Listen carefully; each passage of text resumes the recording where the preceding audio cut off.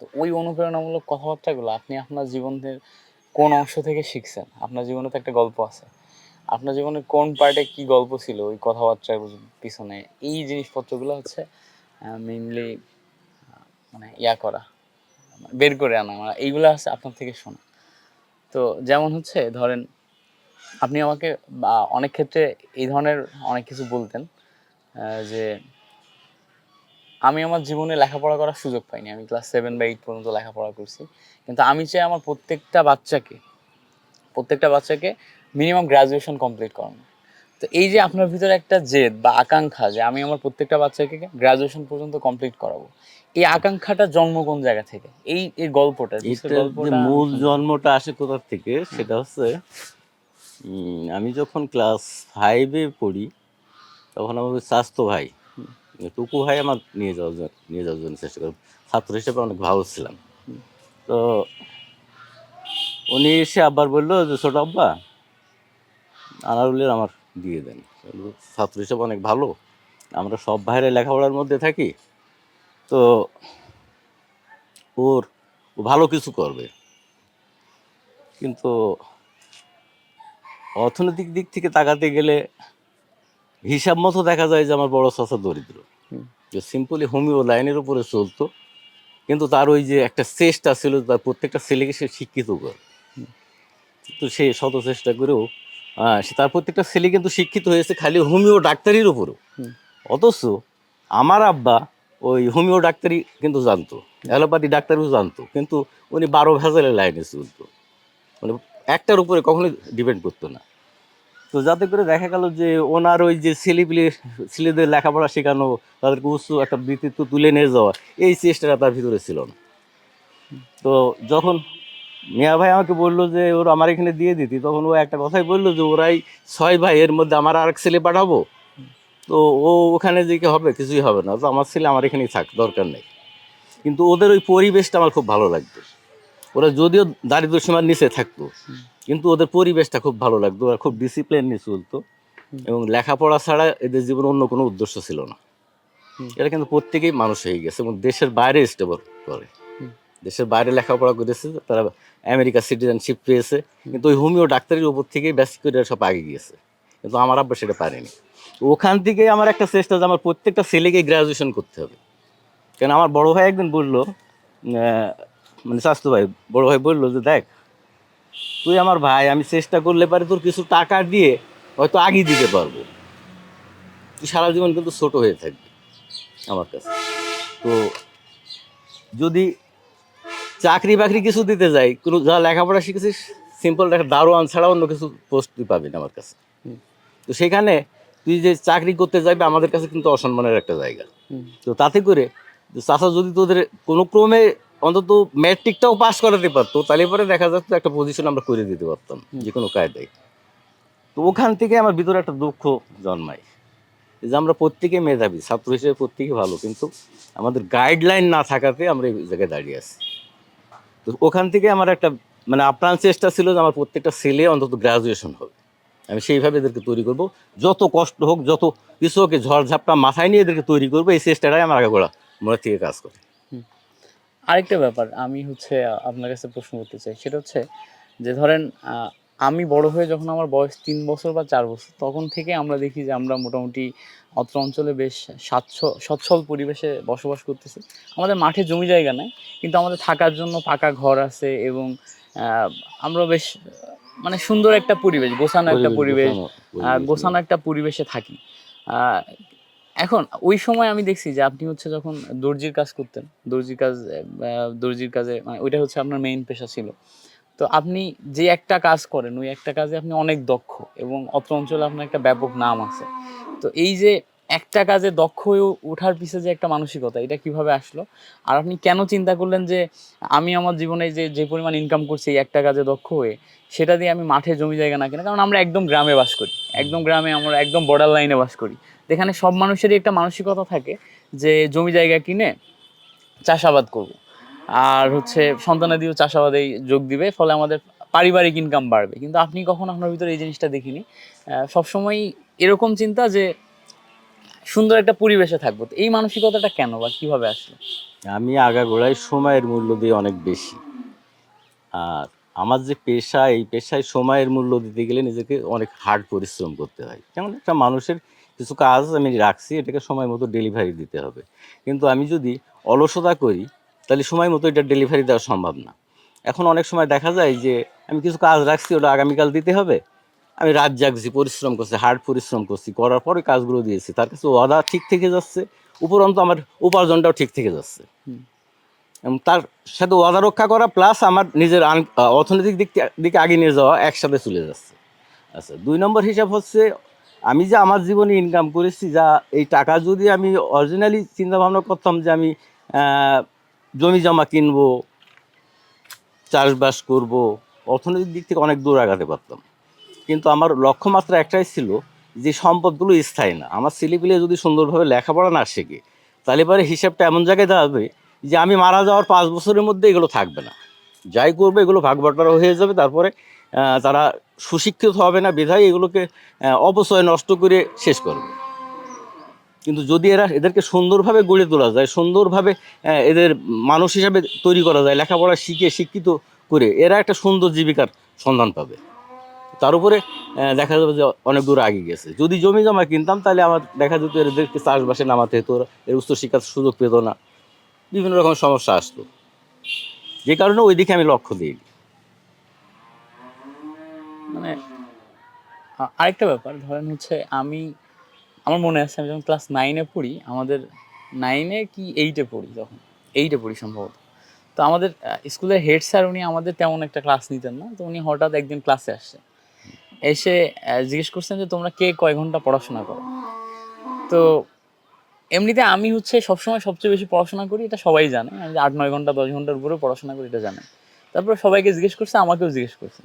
তো ওই দিন আমি এমনি ঘন্টা চুক্তি পড়াশোনার কথা না বলে ওই দিন আমি বললাম যে এটা আমি অটোমেটিক খেয়াল করছি। সেই খেয়াল থেকেই বললাম যে আমার আব্বু প্রতিদিন সকাল 9টায় দোকানে যায়, এবার দুপুর 1টায় দোকান থেকে আসে, আবার দুপুর 3টায় দোকানে যায়, রাত 8টায় আসে। 8টায় যাওয়ার পরে 1-1.5 ঘন্টা বাসায়, 8টায় বাড়ি আসার পর 1-1.5 ঘন্টা বাসায় থেকে খাওয়া দাওয়া করে আমাদের সাথে সময় দিয়ে এমনি আবার দোকানে যান। দোকানে যেয়ে রাত 2টা-3টা পর্যন্ত কাজ করেন, করে আসেন। তা আমি প্রতিদিন রাতে পড়াশোনা করার চেষ্টা করি যে আমার বাবা যতক্ষণ বাড়ি না আসে ততক্ষণ আমিও টেবিলে বসে পড়াশোনা করব। এই ধরনের একটা পরিশ্রমের মানসিকতা আব্বুর দেখে আমার ভিতরে তৈরি হয়েছিল। এবং আমি ওই দিন ওই উত্তরটা এভাবে দিই যে আমার আব্বু যতক্ষণ না বাড়ি আসে ততক্ষণ আমি টেবিলে থাকার চেষ্টা করি। তো আপনার ভিতরে এই যে পরিশ্রমের মানসিকতা, এটা হচ্ছে আপনার জীবনের কোন জায়গা থেকে তৈরি হয়েছে? মানে ধরেন আমার তো ক্লাস 7-8-এ থাকতে আমি আপনাকে দেখে শিখছি। তো আপনার জীবনে কাকে দেখে বা কিভাবে এই ধরনের মানসিকতা তৈরি হয়েছে? বিষয় হচ্ছে লেখাপড়া যতটুকু শিখেছি তার ভিতরে বিভিন্ন বই পুস্তক ঘাঁটিছি। পরিশ্রম সম্বন্ধে মানে শ্রম সম্বন্ধে যে ধ্যান ধারণা জ্ঞানগুলো আসছে বিভিন্ন লৌকিক বই থেকে, শ্রম ছাড়া মানুষের মানে স্টেবল মানে শক্ত হয়ে দাঁড়ানোর কোনো পজিশন নেই। মানুষ যদি সুন্দরভাবে সময়ের মূল্য দেয় তাহলে পরে দেখা যাবে যে সে শক্ত হয়ে দাঁড়াতে পারে। আমি যখন এই জায়গায় আসছিলাম তখন আমার কিছুই ছিল না, কিন্তু আমি সবসময় চেষ্টা করতাম যে অধিক শ্রম দিয়ে আমার অর্থনৈতিক দিকটা আমি সচ্ছল করব। তো দেখা যেত এই এই দিকটা দেখতে গেলে দুটো দিক আমার বহাল থাকতো। একটা হচ্ছে মানুষের ওয়াদা রক্ষা করা ব্যবসা প্রতিষ্ঠানে, আর ২ নম্বর হচ্ছে আমার নিজের অর্থনৈতিক দিক আগানো। দুটো দিকই ঠিক থাকতো। এটাই হচ্ছে আমার নেশা হয়ে দাঁড়িয়ে যায় একটা সময়।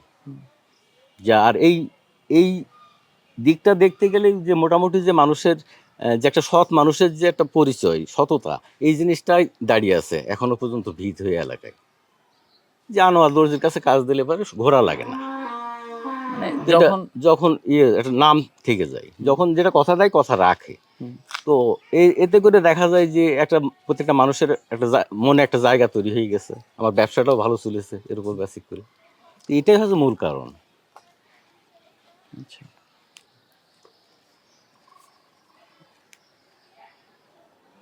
আর কি জিজ্ঞেস করবো খুঁজে পাচ্ছি না।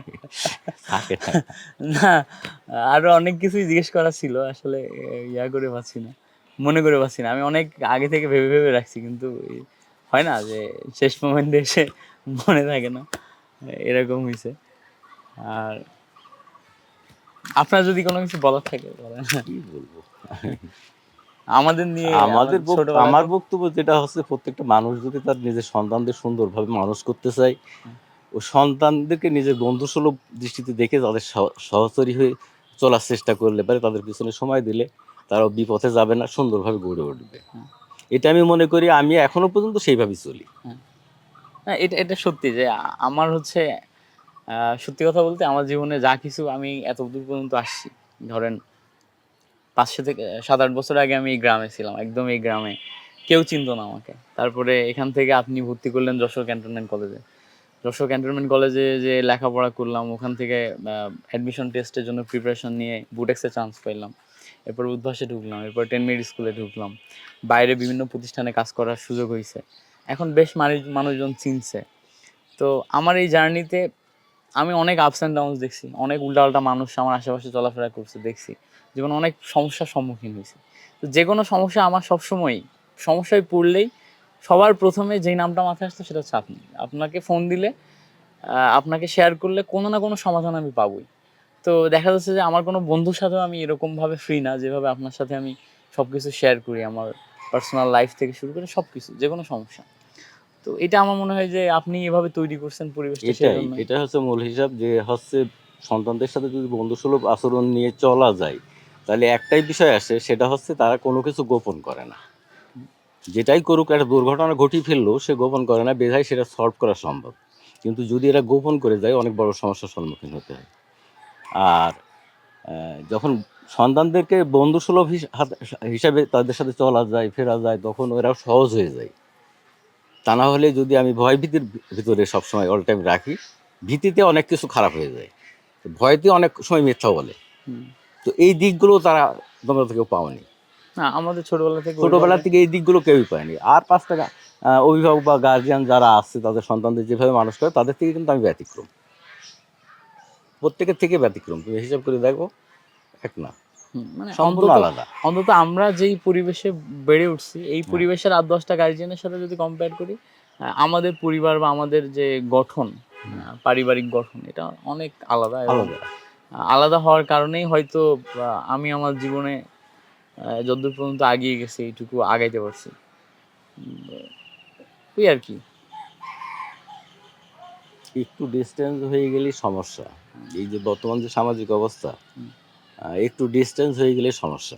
কিন্তু যদি সন্তানদের সাথে বন্ধুসুলভ আচরণ করা হয়, তাহলে পরে এরা সুন্দরভাবে বুঝতে পারবে যে আমি যাই করি আমার আব্বু টের পেয়ে যাবে।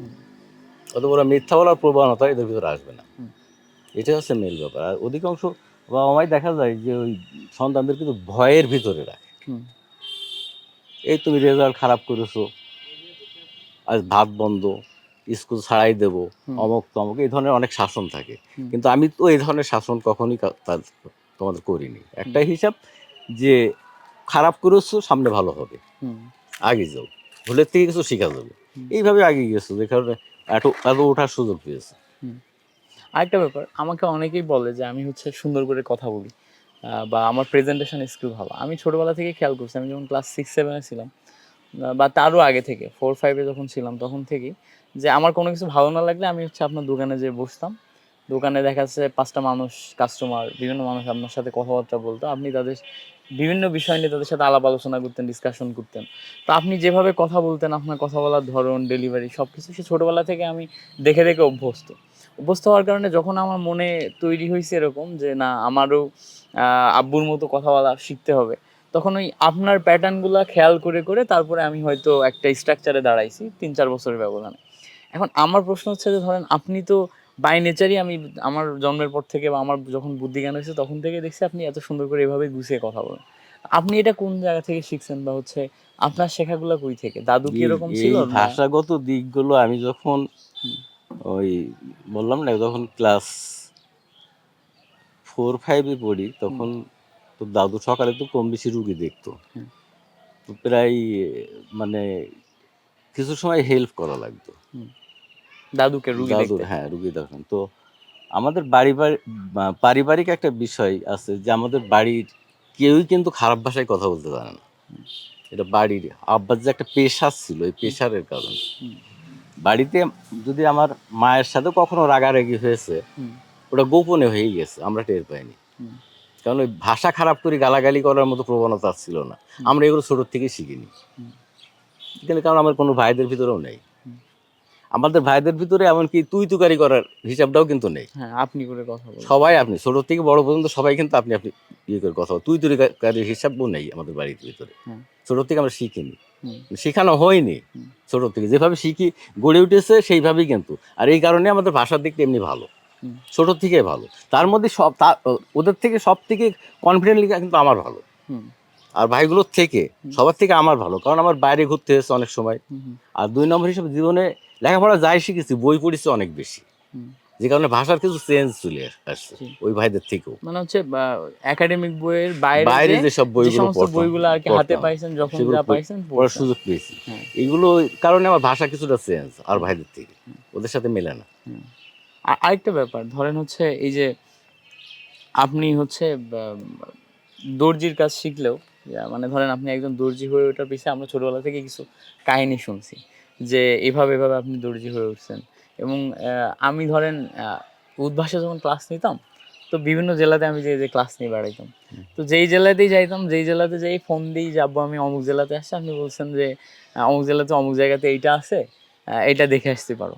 মানে আপনি অলরেডি সেই জেলাতে যে থাকছেন, গেছেন, ইয়া করছেন, হয়তো পেশাগত কারণেই গেছেন। আপনার এই জার্নিটা কিভাবে আপনি এই পেশাতে আসলেন, বা এই পেশাতে আসার পিছনে আপনার সেই সময় মূল লক্ষ্য কী ছিল, বা আপনি মানে সারা দেশে যে এত জেলা ঘুরছেন, ভারতে যে ঘুরছেন বা ভারতে যে থাকছেন, এগুলো থেকে আপনার জীবনমুখী শিক্ষা কি আসছে, এইগুলা নিয়ে যদি মূল আমাদের যে সাথে কিছু হিসাব বলতেন। হচ্ছে, আমি যখন ক্লাস 7 থেকে 8 উঠি, ওই সময় তো আমার হচ্ছে বাড়ির পারিবারিক মানে অর্থনৈতিক অবস্থার দিকে তাকিয়ে পড়াশোনা করানোর মতো আর কোনো পরিবেশ ছিল না। তোমার বড় আব্বুর ওই যে অ্যাক্সিডেন্টটা হলো ওর পরেতে পরিবেশ ছিল না। তখন আমার মেজো মামা বলল যে হচ্ছে ইয়ে করো, ওরা আমার কাছে দিয়ে দেন, আমি ওর ভিজেই ভর্তি করে দেবো। তো আমি 7 থেকে ওখানে ভিজে স্কুলে ট্রান্সক্রিপ্ট নিয়ে ওখানে গেলাম। তো হঠাৎ করে ওই স্কুলে চান্স পাওয়ার মতো পরিবেশও থাকে না, কিন্তু ওখানে মানে ওটা বেশ একটা নাম করা নাম স্কুল, করা স্কুল ওই জন্য। টিচার ছিল, ওর নাম হচ্ছে গোলাম মোস্তফা সম্ভবত। হুম। তো উনি আবার মাঝে মাঝে আমার মামার দোকানে আসতো, বসতো, আমার ওই চেহারা দেখে খুব আদর করতো, ভাগ্নে ভাগ্নে করে ডাকতো, খুব আদর করতো। তো আমার মামা বললো যে এরকম ভাগ্নে তো বাড়ি থেকে নিয়ে আসলাম ভর্তি করবো বলে, তো কি করা যায়? তো বলছে যে আর কেউ চান্স পাক আর না পাক, ওটা আমি করে দেবো, কারণ ওটা আমার ভাগ্নে হিসেবে আমি ভর্তি করাবো, এবং করাইছিল তাই। তো শেষ ফিনিশিংয়ে আমার পড়াশোনাটা ওখানে হয়নি, মনে হয় মাস 3 ক্লাস করার পর কিছু সমস্যা তৈরি হয় মামার এখানে, যার কারণে আমি বেরিয়ে চলে আসি। মামা বললো যে দর্জির কাজ শেখো, কিন্তু আমি বললাম যে মামার বাড়ি পড়াশোনা করতে আসছি, পড়াশোনা যদি না হয় তাহলে দর্জির কাজ এখানে শিখবো না, দর্জির কাজ শিখলে বাইরে শিখবো।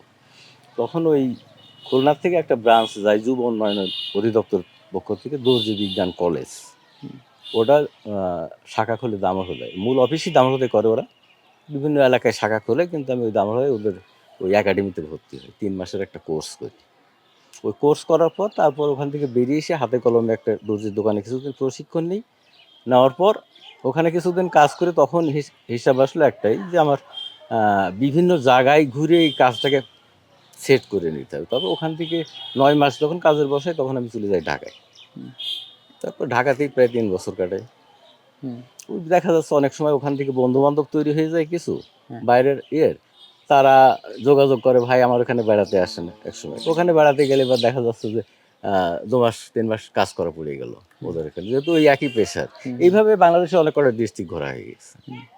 তারপর ভারতে যেহেতু থাকছেন, ভারতেও যে থাকছিলাম, ওখানে আমার এক বন্ধু ছিল, জিনেদারি ছেলে, থাকতো মুর্শিদাবাদ, ওর ওখানে ছিলাম বেশ কিছুদিন। এইভাবে ধরেন দেশের বিভিন্ন প্রান্তে ঘুরে আপনার হচ্ছে বাস্তব জীবনে তো জীবন কিছু। সম্বন্ধে অনেক অভিজ্ঞতা আসছে, শিক্ষা দীক্ষা বিভিন্ন শ্রেণীর মানুষের সাথে মেশার কারণে বিভিন্ন রকমের জ্ঞান আসছে। এই কারণেই তোমার ওই আরও যে 5টা চাচা আছে তাদের সাথে কিন্তু আমার মেলে না, পুরো ব্যতিক্রম হিসাব। ওরা যে কায়দায় চলে আমি সেই কায়দায় চলতে পারিনি।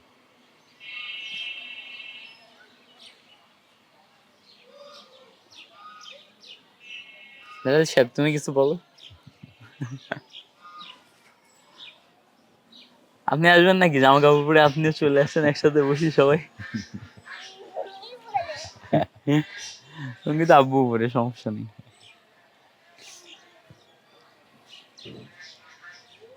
তুমি কিছু বলো, একটা আইডিয়া দাও আর কি প্রশ্ন করা যায়। হুম? ইয়া করো, এই যে ঢোকা দিলে ভিডিওটা অফ করে ছবি তুলো একটা। আসসালামু আলাইকুম, আমি মিল্টন খন্দকার। আমার লাইফে আমি অনেকগুলা ইন্টারভিউ নিছি অনেক বড় বড় মানুষের সাথে। আজকে আমার লাইফে খুব ইম্পর্ট্যান্ট একটা দিন, কারণ আজকে আমি যে ইন্টারভিউটা নিতে চলেছি এটা হচ্ছে আমার আব্বুর সাথে আমার একটা ছোট্ট ইন্টারভিউ। এখানে আমি আমার আব্বুর জীবনের বা আমাদের সম্পর্কিত অনেক কথাবার্তা নিয়ে আলাপ আলোচনা করব।